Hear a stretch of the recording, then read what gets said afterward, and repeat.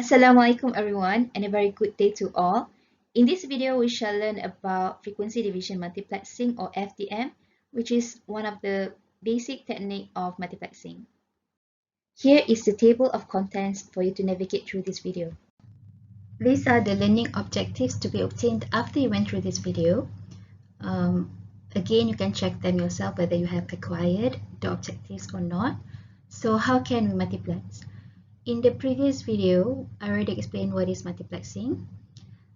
Let's recap. Multiplexing is basically a set of techniques that allows the simultaneous transmission of multiple signals across a single data link. In this video, we shall learn about one of the three basic multiplexing techniques, that is frequency division multiplexing, which is an analog technique that can be applied when the bandwidth of a link, that is in hertz, is greater than the combined bandwidth of the signals to be transmitted. Here are the three basic techniques of multiplexing, and one of them is FDM. This technique is typically designed for analog signals. The FDM is the most heavily used and is most familiar to anyone who has ever used a radio or television set. In FDM, signals generated by each sending device modulate different carrier frequencies. These modulated signals are then combined into a single composite signal that can be transported by the link. Carrier frequencies are separated by sufficient bandwidth to accommodate the modulated signal.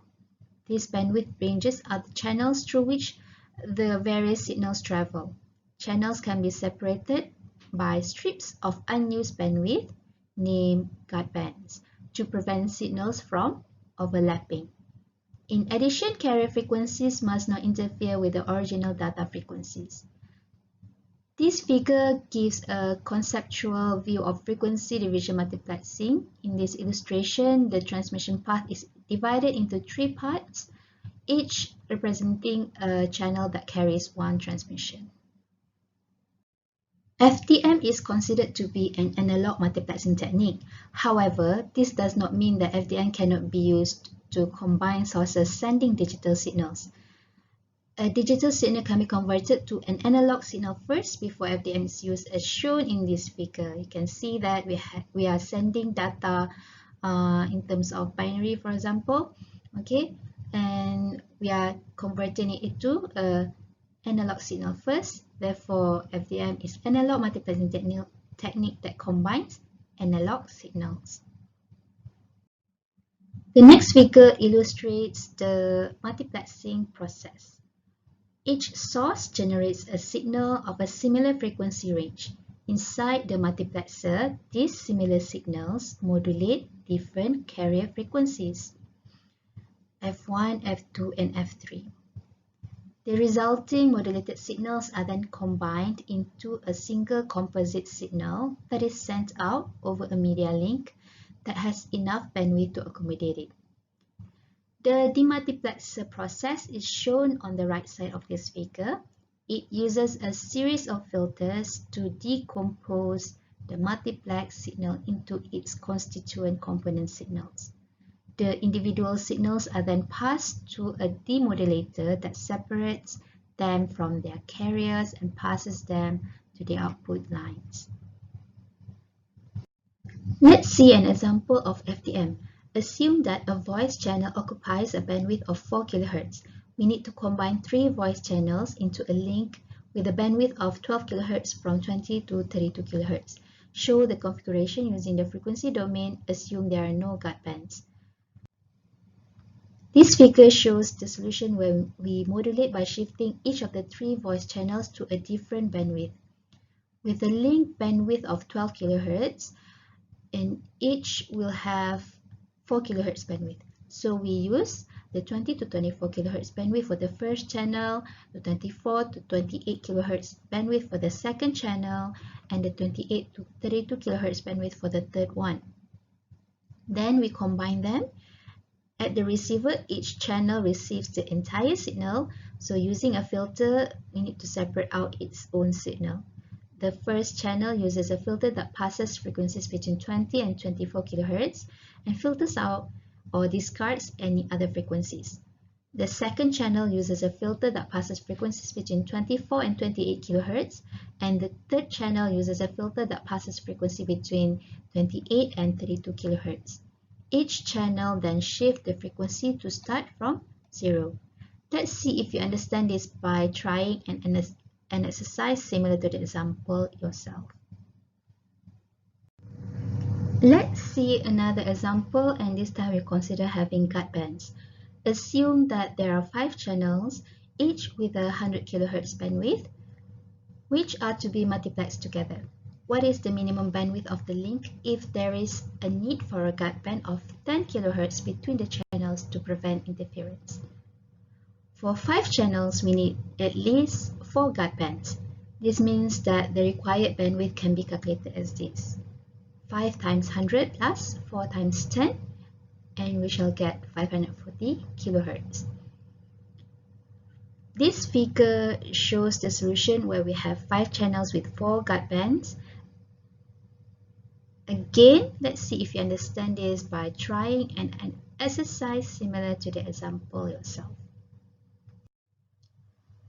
To maximize the efficiency of their infrastructure, telephone companies have traditionally multiplexed signals from lower bandwidth lines onto higher bandwidth lines.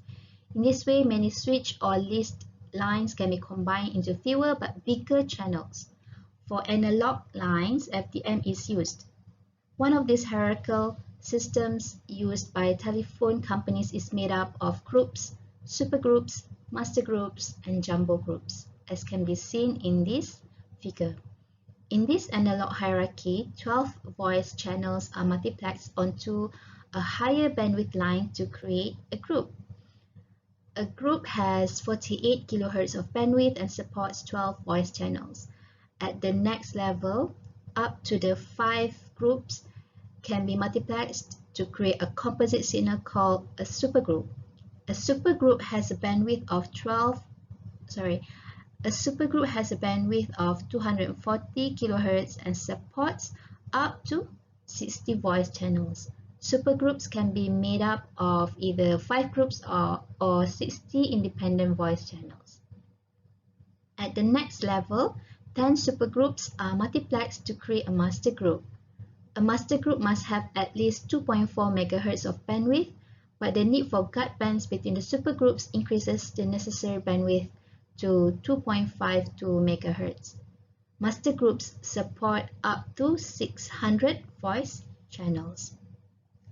Finally, 6 master groups can be combined into a jumbo group.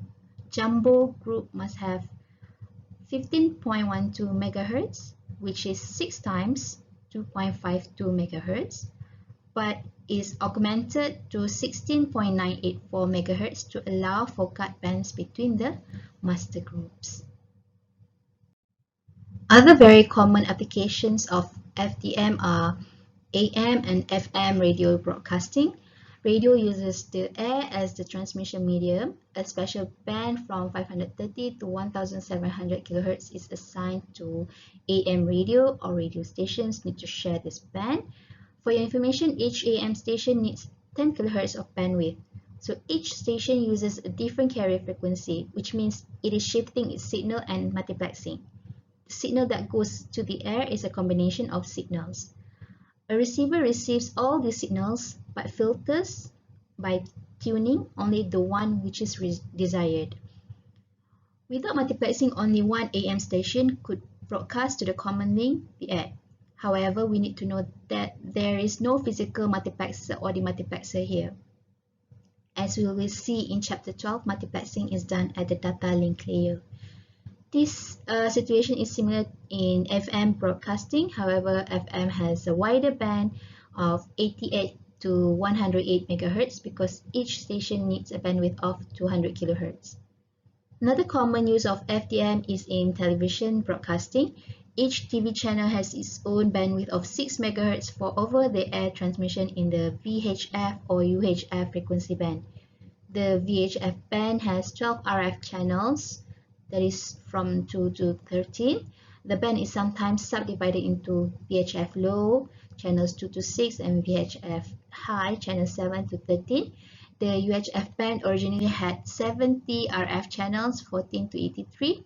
Channel 37 is reserved for radio astronomy, leaving 69 UHF TV RF channels.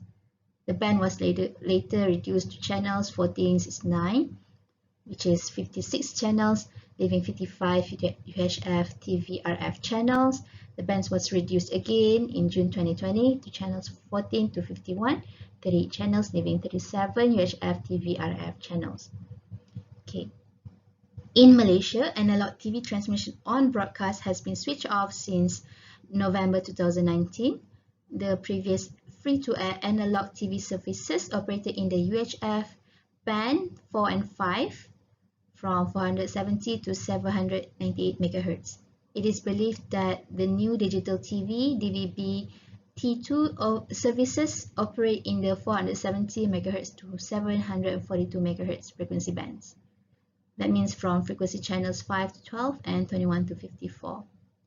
According to MCMC, the analog switch-off, or ESO, is one of the crucial efforts by the government to drive the nation towards digitalization, as well as to gain digital dividends from the use of the 700 MHz spectrum to further enable other services such as wireless broadband communications like 5G. Another application that uses FDM is the first generation of cellular telephones. You can refer to Chapter 16 in Frozen textbook for more information. Basically, each user is assigned two 30 kHz channels, one for sending voice and the other for receiving the voice signal, which has a bandwidth of 3 kHz from 300 to 3300 Hz is modulated by using FM. Remember that an FM signal has a bandwidth of 10 times that of the modulating signal, which means each channel has 30 kHz, which is 10 times 3 of the bandwidth. Therefore, each user is given by the base station a 60 kHz bandwidth in a range available at the time of the call. Before I end this video, please let me know how is your understanding on this topic throughout this video so far at this link. Your participation is highly appreciated. If you have any questions or comments, please let me know. Thank you and see you on the next video.